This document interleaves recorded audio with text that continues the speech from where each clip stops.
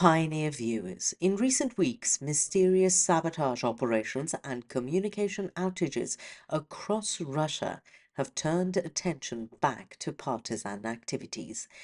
These operations reveal the unseen side of war: infiltration, sabotage, and intelligence. War is now being waged not only with artillery fire, but also by invisible hands. According to recent reports, in Russia's Bryansk region, a secret operation carried out by partisans caused serious disruptions in the Russian army's communication networks. The severed links between military headquarters in the region and the front line have raised concerns in decision-making circles in Moscow. Such outages weaken the coordination of Russian forces on the front lines while highlighting how organized Ukraine's deep intelligence operations have become. This latest incident in Bryansk may signal a significant vulnerability within Russia's internal security structures. As the war enters its fourth year, conflicts are no longer felt only beyond the border. They are now being felt in the shadow of the Kremlin itself. Targeting the internal communication systems of the Russian army is not just a technical failure. It also delivers a psychological blow and generates unrest among the Russian public. So, how exactly was this attack carried out? How can partisans be so effective deep within Russia? Let's take a closer look. Reports from Bryansk in western Russia indicate that domestic resistance movements are growing and that the Russian army's internal communication systems has been severely shaken. This time, the target was a critical communication hub that connected the Russian army to the front line. According to partisan sources, the operation was conducted by the Ukrainian-aligned Artesh movement in the forested area of Bryansk, just 100 kilometers from the Ukrainian border. The details were first announced on Telegram. According to Artesh, agents infiltrated the region's most important communication hub, disabling the tower that coordinated border services and engineering units. However, the story behind this operation is more than simple sabotage. Artish partisans have been preparing for weeks. Bryansk is a strategic point in Russia's western defense line between Belarus and Ukraine. The communication network in the area was crucial for border security, engineering support, and aerial reconnaissance operations. Local sources report that the attack began around 1:40 a.m. The local watch systems were in routine inspection mode, and no one expected such a deep infiltration. A small sabotage team moved silently through the forest, equipped with drones and silenced weapons. After neutralizing security patrols around the tower, partisans disabled the communication system by placing small explosives on its power lines. Within seconds, the tower was completely disabled, severing connections with multiple Russian military headquarters. Border units, the 84th Engineering and Air Base Battalion, and a regiment from the Russian National Guard became disconnected. This disruption created brief panic among units stationed in the area. Border observation posts in Bryansk's Seviesk district became nearly blind due to the lost connection. Attempts to switch to satellite communication failed because the sabotage had also targeted the tower's infrastructure. Russian radio traffic descended into chaos, and some units, unable to contact headquarters, began retreating on their own initiative.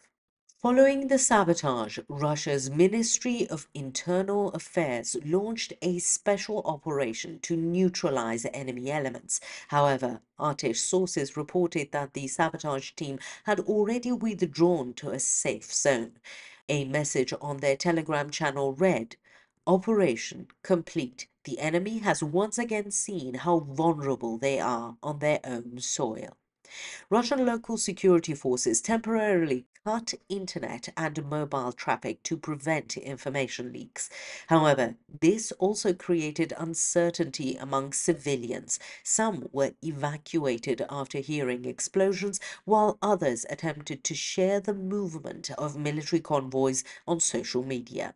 According to sources within the Russian army, this attack is one of the most organized sabotage operations in recent months. In Bryansk alone, there have been 5 sabotage attempts in the last 3 months. But this target was far more strategic than previous ones. The Western Military District Command held an emergency meeting and announced that operations in the area would slow significantly until the communication network was restored. Analysts note that such attacks weaken Russia's internal security and make Ukraine-aligned resistance movements more effective. Artesh's recent operations have focused not on military targets but on logistics and communication infrastructure, demonstrating that the Russian army is under pressure not only at the front lines but also within its own territory. Some reports suggest that Russia plans to temporarily move some military facilities in Bryansk closer to the Belarus border for security reasons. This would require civilian evacuations and infrastructure reorganization. Artesh sources call these developments the beginning of Russia's internal collapse. Hours after the attack, satellite images showed the destruction at the communication center.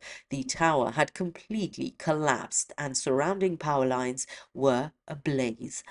A nearby small radar station was also rendered unusable. Sources close to Ukrainian intelligence claim the operation was entirely planned by local partisans and not coordinated with Ukraine. However, some military observers argue that such operations may be coordinated with Ukraine's electronic warfare strategies. For Russia, this incident demonstrates how difficult it has become to ensure security even behind the front lines. As the war continues, attacks on logistics, communication depots, and communication infrastructure have increased. The Bryansk sabotage has raised new questions about the Kremlin's internal security mechanisms. Artesh concluded their statement with a striking message. The Russian army will now have to fight not only in Ukraine, but also on its own soil. This attack has emboldened resistance groups near the Ukrainian border. Reports indicate similar actions may be planned in Smolensk, Kursk, and Belgorod. Experts note that such sabotage not only slows Russian supply lines to the front line, but also aims to create psychological pressure and morale loss. In conclusion, the Bryansk operation was more than the destruction of a communication tower. It is part of a psychological war against Russia's internal resilience.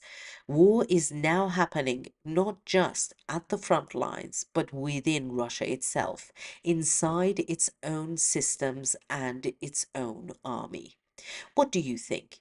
Do you believe partisans can influence the outcome of the war? Share your thoughts in the comments. We read and value your opinions.